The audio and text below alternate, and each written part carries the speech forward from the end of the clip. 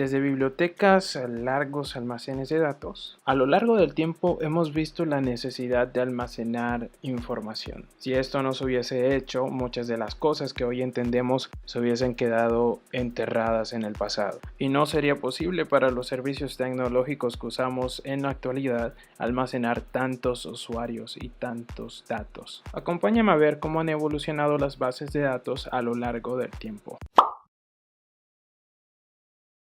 Herman Hollerith es considerado una de las figuras más importantes en el desarrollo del procesamiento de datos. También se dice que es el primer informático, es decir, el primero que logra el tratamiento automático de la información. Desarrolló la tecnología de procesamiento de tarjetas perforadas de datos para el censo de los Estados Unidos de América en 1890 y fundó la compañía Tabulator Machine Company en 1895, la cual fue una de las 3 compañías que se unieron para formar lo que hoy conocemos como IBM.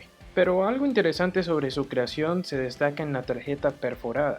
Esta es una lámina hecha de una cartulina que contiene información en forma de perforaciones según un código binario, y fueron los medios en cómo se empezó a guardar información en una computadora.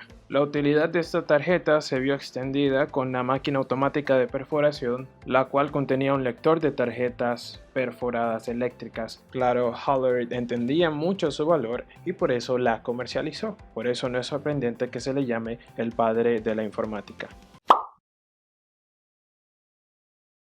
Las cintas magnéticas son un instrumento que, por lo menos teóricamente, se le atribuyen a Overland Smith. Se graban pistas con un material magnetizado en una banda plástica y el tipo de información que se almacena en la cinta puede ser video, audio y datos en general. Era muy variado.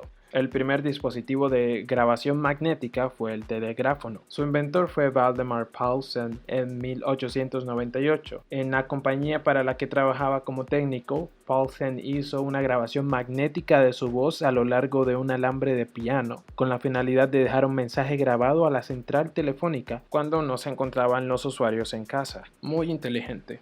Los dispositivos informáticos de almacenamiento masivo de datos de cinta magnética son utilizados principalmente para respaldo de archivos y para el proceso de información de tipo secuencial. Es decir, que si se desea buscar un dato específico, se debe avanzar la cinta hasta llegar a dicho punto. Y si queremos empezar a leer la información desde cero, se debe devolver la cinta hasta el principio. En 1949, Ed Back fue la primera computadora que empleó la cinta magnética como medio de almacenamiento de datos. Fue de las primeras computadoras que procesaba con sistema binario en lugar de decimal y un lector grabador de cinta magnética.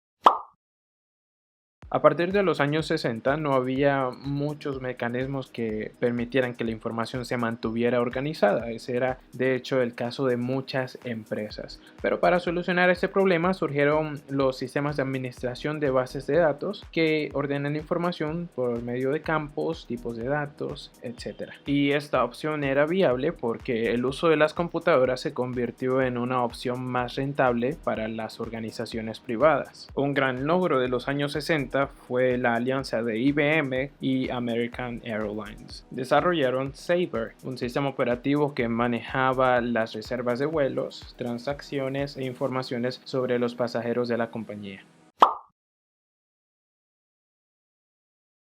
En los años 70 las cosas se ponen más interesantes y aparecen las primeras bases de datos relacionales. Esto gracias a Edgar Frank Codd, un científico informático inglés que publicó sus teorías sobre el modelado de datos en esta época, pero que para su descontento IBM no se apresuró en explotar. Por lo menos no fue así hasta que otros competidores comerciales pusieron en práctica el diseño de bases de datos basándose en las ideas de Codd.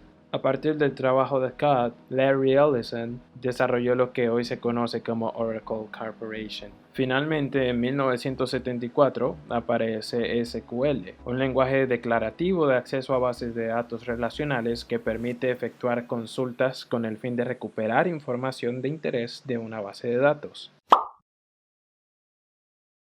A principios de los años 80 comenzó el auge de la comercialización de los sistemas relacionales y SQL comenzó a ser el estándar de la industria. En la década de 1990, la investigación en bases de datos giró en torno a las bases de datos orientadas a objetos. Así, nuevas herramientas para el desarrollo de aplicaciones fueron liberadas. Pero sin duda lo mejor de la época debió ser la World Wide Web. La web se desarrolló entre marzo de 1989 y diciembre de 1990. Esto gracias al trabajo de Tim Berners-Lee, el padre de la World Wide Web. Estableció la primera comunicación entre un cliente y un servidor usando el protocolo HTTP en noviembre de 1986. A través de este sistema de distribución de hipertexto se facilita la consulta de bases de datos. En la actualidad, las tres grandes compañías que dominan el mercado de bases de datos son IBM, Microsoft y Oracle.